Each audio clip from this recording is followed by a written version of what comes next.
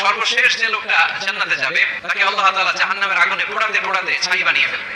আল্লাহ বলবেন, জিবরাইল যাও একটু দেখো একটা মাত্র সেজদা দিয়েছে আমাকে, এরকম কাউরে পাওয়া যায় কিনা। খুঁজে খুঁজে কাউরে পাবে না। আল্লাহ বলেন আবার দেখো, খুঁজে খুঁজে একজনকে পাবে, সামান্য ঈমানের ছিটে ফোঁটা তার অন্তরে ছিল।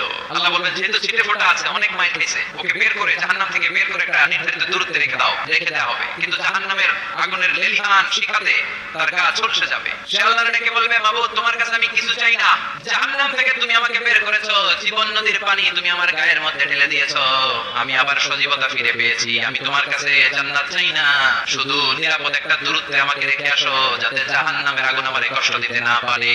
আল্লাহ জিবরাইলকে বলবেন যাও এমন দূরত্বে রাখো যাতে জাহান্নামের আগুন ওরে কষ্ট না দেয়। রেখে আসা হবে। অনেক দিন সে ওখানে আনন্দে থাকবে, আল্লাহ শুকরিয়া করবে, সে মনে মনে বলবে বেঁচে গিয়েছি আমি। অনেকদিন থাকার পরে মনে মনে ভাববে বাইসা তো গেছি, কিন্তু নতুন করে একটু ট্রাই করে দেখি। আল্লাহ আগেই বলে রাখে আমি কিন্তু জান্নাতে যেতে চাই না। আল্লাহ বলবেন কি